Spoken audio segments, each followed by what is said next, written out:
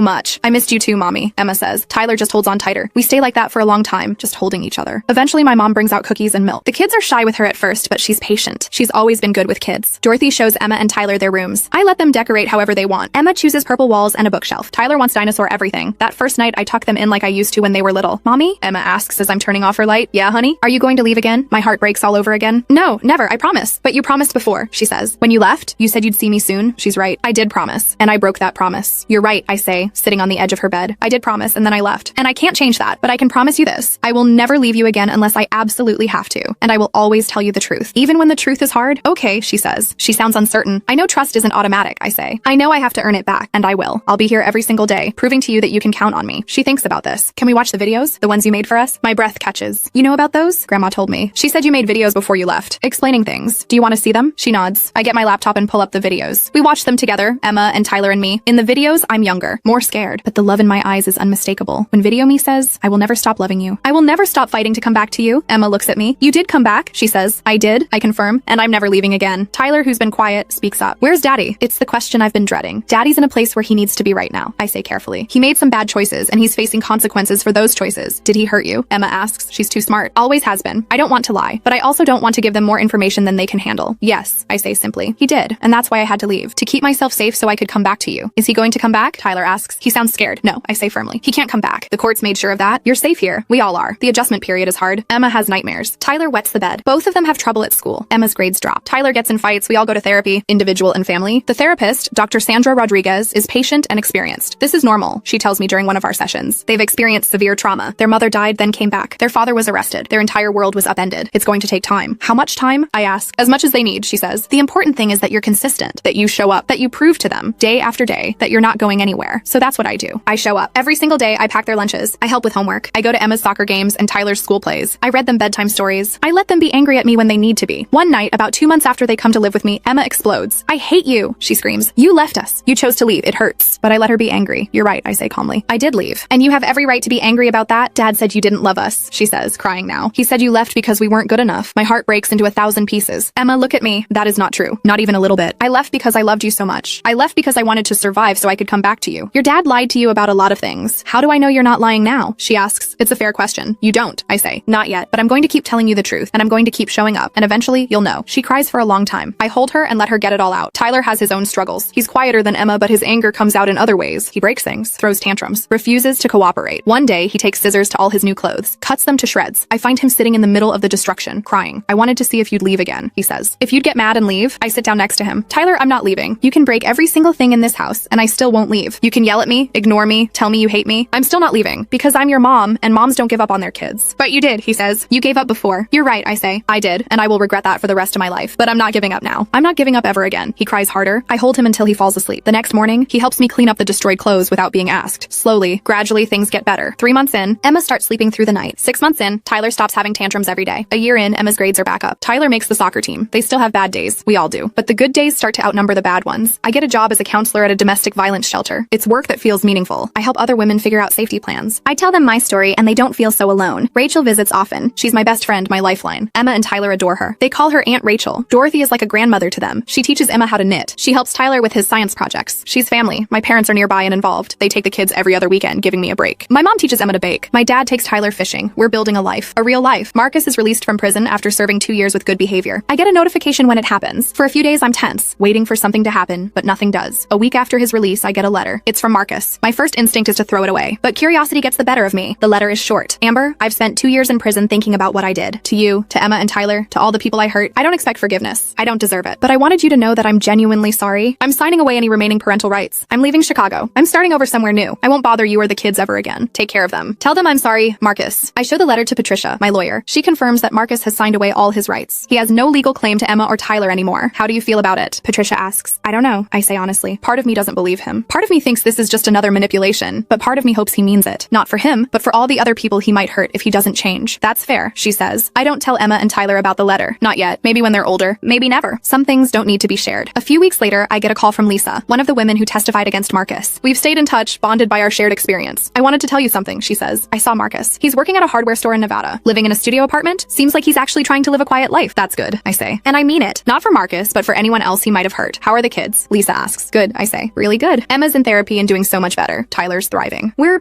okay. I'm glad, Lisa says. You deserve that. 2 years after Emma and Tyler come back into my life, something unexpected happens. Emma comes to me with a school project. She has to write about a personal hero. Can I write about you? She asks. I'm surprised. Me? Why? Because you're the bravest person I know, she says. You saved yourself. And then you saved us. I cry, of course. Happy tears this time. She writes a beautiful essay about courage and resilience and what it means to fight for the people you love. At the end, she writes, my mom is my hero because she taught me that sometimes being brave means doing things that are scary. Sometimes it means leaving so you can come back stronger. I used to be angry at her for leaving, but now I understand she left because she loved us, and she came back because she loved us even more. The essay wins an award. At the ceremony, Emma asks me to stand when they call her name. I want to dedicate this to my mom, she says into the microphone, who taught me that survival is just the beginning. What matters is what you do after. The audience applauds. Tyler whistles from his seat. Rachel cries. My mom grabs my hand and squeezes, and I stand there, watching my daughter shine, and I think about how far we've come, from that night on the balcony to this moment, from fear and desperation to hope and healing. Was it worth it? All the pain and sacrifice and years of separation? I look at Emma, at Tyler, at the life we've built. Yes, 1,000 times yes. Because here's the truth. I survived. We survived. But more than that, we're thriving. After the ceremony, we go out for ice cream. It's become our tradition. Every time something good happens, we celebrate with ice cream. Mom, Tyler says through a mouthful of chocolate chip. Can I ask you something? Always, I say. Do you ever regret it? What you did? It's a question he still asks sometimes. I know it's a question he'll probably keep asking for years. I regret that I had to do it, I say. I regret the time we lost. I regret that your dad put us in that situation. But do I regret the choice I made to survive? No, never. Because surviving meant I could come back to you. He thinks about this, then nods. I'm glad you came back. Me too, buddy. Me too. Emma changes the subject to high school. She's starting 9th grade in the fall, and all the normal teenager worries. Tyler talks about trying out for the school play. We're just a normal family having ice cream, and that's everything I ever wanted. Later that night, after the kids are in bed, I sit in my room and pull out the box of letters I wrote them over the years, the ones I could never send. I read through some of them. They're full of love and longing and hope. Hope that one day I'd be able to give them these letters. Hope that they'd understand. I decide to give them the box on their next birthdays. Not all the letters at once, that would be overwhelming, but maybe one letter per year. A way for them to understand what those years apart were like for me. I also pull out my journal. I've been keeping it since the story broke, documenting everything that's happened. I write, today Emma won an award and called me her hero. Tyler asked if I regret leaving, and I told him the truth. We're healing, all of us. There are still hard days, but they're getting fewer and farther between. I think about Marcus sometimes. Wonder if he really has changed, but mostly I don't think about him at all. He doesn't get to be part of our story anymore. The only stories that matter now are the ones we're writing together. About healing, about family, about second chances. I close the journal and get ready for bed. The next morning is Sunday. We have a routine now. Pancakes for breakfast. Then Emma has soccer practice. Tyler has a play date. I have coffee with Rachel. But first, we all sit at the kitchen table together. Emma tells jokes. Tyler shows us a drawing he made. I flip the pancakes and pretend not to notice when Tyler sneaks extra chocolate chips. Dorothy comes up from her apartment and joins us. She's become such an integral part of our family. You know what I realized? Dorothy says, sipping her coffee. What? I ask. We're all survivors here. Every single one of us has been through something, but we didn't just survive. We found each other. We built something beautiful out of all that pain. She's right. This family isn't conventional. It's made up of people who found each other in the aftermath of trauma, but it's real. And it's ours. To surviving and thriving, Rachel says, raising her coffee mug. We all raise our mugs. The kids have orange juice and toast. To surviving and thriving, we echo. 3 more years pass. Emma is now 17. Tyler is 13. Time has done what therapy and love and consistency do. It's helped us heal. Emma is applying to colleges. She wants to study psychology, inspired by her own experiences with therapy. She's a straight A student, captain of the debate team, and has been accepted to 3 universities so far. Tyler is in 8th grade. He's still into drama, but he's also discovered a passion for cooking. He wants to go to culinary school after high school. They're good kids, happy kids. They have friends and activities and normal teenage problems like arguing over whose turn it is to do the dishes. They also have a relationship with their father, sort of. 2 years ago, Marcus reached out through lawyers. He wanted to send letters to Emma and Tyler, not to see them, he knew that would be rejected, but just to write to them occasionally. I wasn't sure about it. Neither was Patricia or Dr. Rodriguez, but Emma and Tyler were older now, old enough to have opinions. What do you think? I asked them. Emma was hesitant. I don't know if I want to hear from him. Tyler was more curious. I kind of want to know what he'd say. In the end, we agreed to try it with strict conditions. Marcus could write once every few months. The letters would go through me first. If Emma or Tyler wanted to stop at any time, we would. The first letter arrived 3 months later. It was addressed to both kids. In it, Marcus apologized. He explained that he'd been in therapy, that he was working on understanding why he'd done the things he'd done, that he didn't expect forgiveness, but wanted them to know he was trying to be better. Emma read it and didn't respond. Tyler wrote back a brief, polite letter. Over time, Tyler has continued writing to Marcus occasionally. Emma hasn't, and that's okay. They get to decide their own relationships with him. I've never written to Marcus. Never wanted to. As far as I'm concerned, that chapter of my life is closed. One afternoon, Emma comes home from school looking thoughtful. Mom, can we talk? She asks. Of course, we sit on the couch. Tyler's at a friend's house, so it's just us. I've been thinking about college, she says, about what I want to study. Psychology, right? Yeah, but specifically, I want to focus on trauma and resilience. I want to work with kids who've been through bad situations. Help them understand that their trauma doesn't define them. My eyes fill with tears. Emma, that's beautiful. I also want to write about what happened to us, she says. Not right now, but someday. I think our story could help people. You don't have to do that, I say. You don't owe anyone your story. I know, she says, but I want to. I want other kids who are going through what I went through to know they're not alone. That it gets better. I hug her tight. You're incredible, you know that? I learned from the best, she says. That night at dinner, Emma makes an announcement. I've decided where I want to go to college, she says. University of Denver. Tyler looks up from his pasta. But I thought you wanted to go to that school in California? I did, Emma says, but I realized I don't want to go that far away. Not yet. I want to stay close to you guys. I try not to cry. Again, I've become such a crier these days. Are you sure? I ask. Because we'll support whatever you decide. I'm sure, she says. Besides, Denver has a great psych program, and I'll still be able to come home for Sunday pancakes. Tyler grins. Good, someone has to keep Mom from burning them. Hey, I protest laughing. I've gotten better. We finish dinner, then watch a movie together. Just a normal Sunday night with my kids. Later, after they go to bed, I sit on the back porch with a cup of tea. It's a warm night, and I can hear crickets chirping. Rachel comes over. She often stops by in the evenings. How are you doing? She asks, sitting next to me. Good, I say. Really good. Emma told me about her college choice. She wants to stay close, I say. I'm trying not to be too happy about it. I don't want her to feel like she has to stay for me. She's not staying for you, Rachel says. She's staying because she wants to, because she's built a life here, because she's happy. I know, I say. It's just hard to believe sometimes that we made it, that we're actually okay. You're more than okay, Rachel says. You're thriving. And she's right. We are. I think about that woman I used to be, the one who stood on that balcony, certain she was going to die. The one who ran away in the middle of the night, convinced she'd never see her children again. I think about the years in Montana, the grief, the guilt, the constant fear, and then I think about now, about Emma getting ready for college, about Tyler finding his passion, about Sunday pancakes and soccer games and normal, beautiful everyday life. We survived. All of us. And we did more than survive. We built something new, something better. Do you ever hear from Marcus? Rachel asks. No, I say. The kids get occasional letters, but I don't read them. I don't want to. That part of my life is over. Do you think he's really changed? I don't know. I say honestly. Maybe, maybe not. But it doesn't matter anymore. He doesn't have power over me. He can't hurt me or the kids. And that's all that matters. Rachel nods. You know, when I first helped you escape, I wasn't sure if we were doing the right thing. It seemed so extreme, so risky. And now I see Emma and Tyler. I see how happy they are, how healthy. And I know we did the right thing. Not the conventional thing, maybe not even the legal thing, but the right thing. We sit in comfortable silence for a while, just enjoying the warm night. I'm getting married, Rachel says suddenly. I turn to her, surprised. What? When? Who? She laughs. Her name is Michelle. We've been dating for 6 months. I proposed last week. Rachel, why didn't you tell me sooner? I wanted to tell you in person, she says. And I wanted to ask you something. Will you be my maid of honor? Of course. I hug her. I'm so happy for you. The kids are going to be in the wedding party too, she says. If that's okay, they'll love that. We start planning the wedding. It's going to be small, intimate, just close friends and family. Rachel wants to have it in the fall, here in Colorado. As we talk about flowers and music and guest lists, I think about how much has changed, how far we've all come. Rachel literally saved my life, and now she's getting married. Starting a new chapter. We all are. 6 months later, on a crisp October afternoon, Rachel gets married. Emma and Tyler are both in the wedding party. Emma wears a burgundy dress and carries a bouquet of sunflowers. Tyler wears a suit and walks Rachel's dog down the aisle as the ring bearer, which is very him. The ceremony is beautiful, simple and heartfelt. When Rachel and Michelle exchange vows, there isn't a dry eye in the venue. At the reception, Emma gives a toast. Aunt Rachel has been part of our family for as long as I can remember, she says. She's the person who helped my mom when she needed it most. She's the person who never gave up on us. And now she's found someone who makes her as happy as she makes all of us. Michelle, welcome to the family. Fair warning, we're a lot. Everyone laughs. Michelle blows Emma a kiss. Later, I'm dancing with Tyler when he says, Mom, I'm glad things turned out like this. Like what? Like all of us together. Happy. I know it was hard for a while, but I'm glad we got here. I hug him tight. Me too, buddy. Me too. As I look around the reception, at Emma laughing with Tyler, at Rachel and Michelle dancing, at my parents chatting with Dorothy, at all these people I love gathered in one place, I feel something I haven't felt in a very long time. Peace. Not the absence of problems. We still have those. Emma is stressed about college applications. Tyler is dealing with typical middle school drama. I still have bad days where the memories come back, but we also have joy. We have love. We have each other, and that's everything. The story doesn't end here. Stories never really end. They just keep going. Emma will go to college. Tyler will finish high school. I'll keep working at the shelter, helping other women find their way out. There will be more challenges, more setbacks, more moments of doubt, but there will also be more victories, more celebrations, more ordinary, beautiful moments of life, because that's what we do. We survive, we heal, we thrive, and we don't give up. Not on ourselves, not on each other, never again. As the reception winds down and we're saying goodbyes, Emma comes up to me. This was a good day, she says. It was. I agree. I used to be so angry at you, she says, for leaving, for missing so much of my life. My heart clenches. I know, but I understand now, she continues. You left so you could come back. And everything we have now, this family, this life, it exists because you were brave enough to save yourself first. She hugs me. I love you, Mom. I love you too, Emma, so much. And in that moment, I know we're going to be okay. All of us. We already are.